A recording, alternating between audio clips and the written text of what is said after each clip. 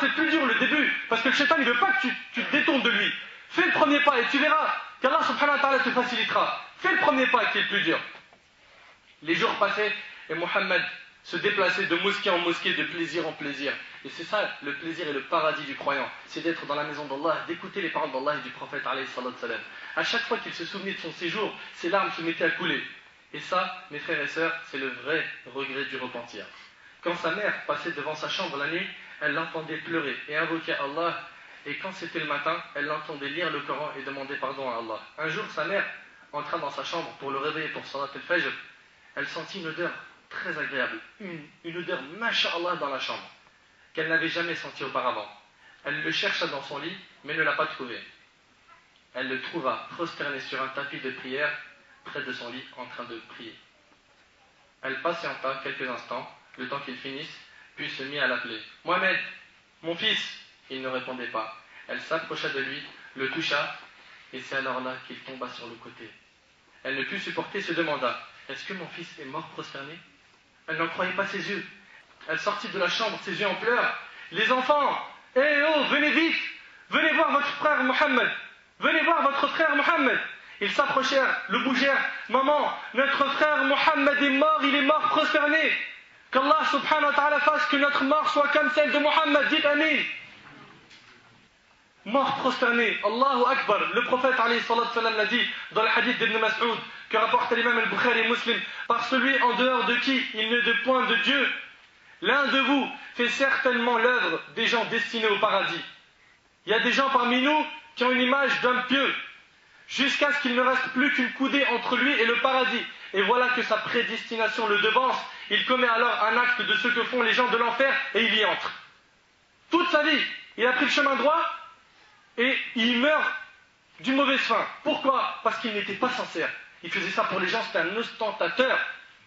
Et Allah démasque son vrai visage en montrant aux gens ce qu'il était vraiment. Et l'un de vous fait certainement l'œuvre des gens voués à l'enfer, comme c'était le cas de Mohammed, jusqu'à ce qu'il ne reste plus qu'une coudée entre lui et l'enfer. Une coudée. Et voilà que sa prédestination le devance.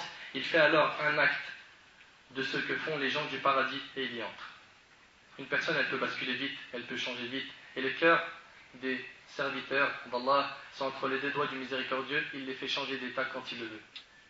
La mère a su que l'odeur qu'elle avait sentie était celle de son âme pure que les anges de la miséricorde avaient prise. Allah fut heureux de son retour vers lui. Il lui a donc accordé une bonne fin. Il a aimé Allah, Allah a donc aimé sa rencontre. Quelle belle fin qu'a eu notre frère Mohammed. Nous devons tous envier l'amour d'Allah pour lui. Mes frères et sœurs, signons un pacte avec Allah, comme quoi nous allons faire ce qui lui plaît, et nous éloigner de tout ce qui lui déplaît, et en numéro 1, les relations illicites entre hommes et femmes, et la mixité, l'isolement derrière les claviers, derrière les téléphones et derrière les textos, et même dans des rencontres, dans des endroits où il n'y a pas de mahram, et ce n'est pas ta femme. Éloigne-toi de ça, mon frère. Wallahi, si on te dit ça aujourd'hui, c'est pour ton bien. Ma sœur, Wallahi, Radim, si tu sens qu'on est peut-être méchant avec toi, c'est pour ton bien, parce qu'on a vu beaucoup de sœurs, et une des sœurs m'avait envoyé un email, elle me dit, Wallahi, le cours sur la mixité que tu as fait, il est peut-être un petit peu dur, mais je peux te témoigner que je travaille à l'hôpital, et le nombre de femmes musulmanes qui viennent avorter à cause de justement ces relations avant le mariage, il est trop important. Trop important. Trop important, les sœurs qui perdent ce qu'elles ont de plus cher. Et réfléchis avec une seule logique. Est-ce que tu l'aimerais pour ta sœur ? Non ? Stop. Ne fais pas de mal aux gens si tu n'aimes pas que les gens fassent ce même mal à ta famille. Je finis par un texto que j'ai reçu et un poème. Je commence par le texto. Il est un petit peu marrant, ça peut détendre un peu l'atmosphère. Le texto dit « Je cherche le paradis. Peux-tu m'indiquer comment m'y rendre, s'il te plaît ?» Oui, bien sûr. Dans ton cœur, tu prends l'autoroute de la foi. Dans ton cœur, tu prends l'autoroute de la foi. L'autoroute, pas le périph', là où ça roule vite, l'autoroute de la foi. Puis la sortie de la shahada. Tu continues tout droit jusqu'au feu rouge de la mosquée, là-bas tu rencontreras la prière. Après le feu rouge, tu prends la première à droite en direction de la zakat, en passant par le ramadan. Tu te trouveras au rond-point du hajj. Là, tu prends la troisième sortie. Puis tu t'arrêtes au stop du Coran et tu continues jusqu'à la sunna. Et là, tu prends toujours à droite le chemin droit. le chemin droit. Là, tu prends toujours à droite le chemin droit sans t'arrêter et tu arriveras, Inch'Allah. Prends le chemin droit jusqu'à ta mort. Tu arriveras au paradis facilement. Prends-le jusqu'à ta mort. Le poème. Demain, je deviens musulman. Ça, c'est tous ceux qui retardent les bonnes actions. Demain, je deviens musulman. Demain, je deviendrai sincère. Demain, je commencerai la prière. Demain, j'irai à la mosquée. Demain, j'aurai le cœur illuminé. Demain, propre sera mon sang. Demain, je deviendrai musulman. Mais pour l'instant, ce n'est qu'aujourd'hui.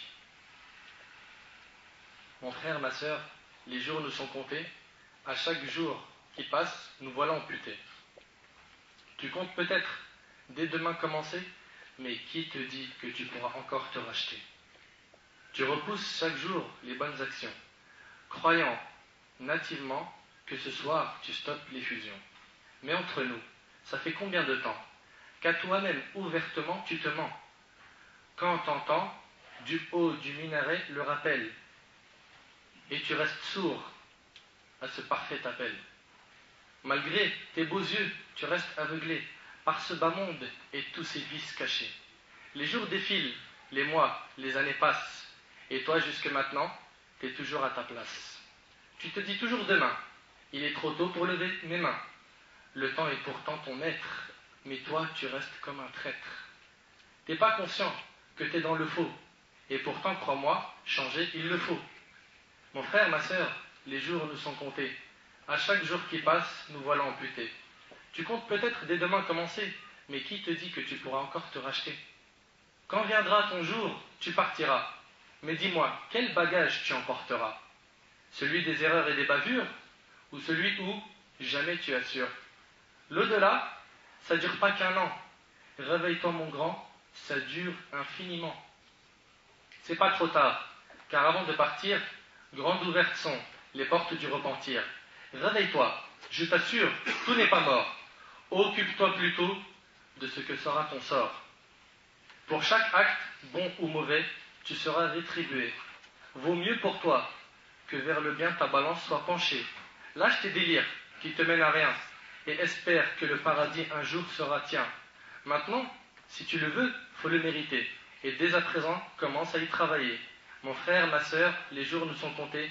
À chaque jour qui passe, nous voilà amputés. Tu comptes peut-être dès demain commencer, mais qui te dit que tu pourras encore te racheter? Mon frère, ma sœur, la vie d'ici-bas n'est qu'une épreuve avant celle de l'au-delà.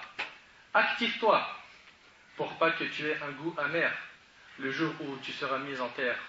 Car très vite, tu sauras ce qu'il adviendra de toi. Et ce jour-là, ne te demande pas pourquoi. Et même si tu pleures comme un enfant à sa mère, quoi que tu fasses, pas de retour en arrière. Tes regrets et ta peine ne pourront s'effacer. Tu n'auras pas d'autre choix. Tu n'auras pas d'autre choix que de les supporter. D'autant plus que tu étais au courant de la récompense et du châtiment. À toi de voir ce que tu veux gagner, le paradis ou l'enfer pour l'éternité. Enfin, ta vie, comme tu l'entends, tu vas mener. Moi, j'espère juste qu'au fond, tu as les épaules pour assumer. Mon frère, ma sœur, les jours nous sont comptés. À chaque jour qui passe, nous voilà amputés. Tu comptes peut-être dès demain commencer, mais qui te dit que tu pourras encore te racheter? Mais qui te dit que tu pourras encore te racheter? Mais qui te dit que tu pourras encore te racheter? أسأل الله سبحانه وتعالى أن ينفعني بما قلت وأن ينفعكم بما سمعتم. هذا ما أعلم والله عز وجل أعلى وأعلم. سبحانك اللهم وبحمدك أشهد أن لا إله إلا أنت أستغفرك وأتوب إليك. جزاكم الله خير والسلام عليكم ورحمة الله وبركاته.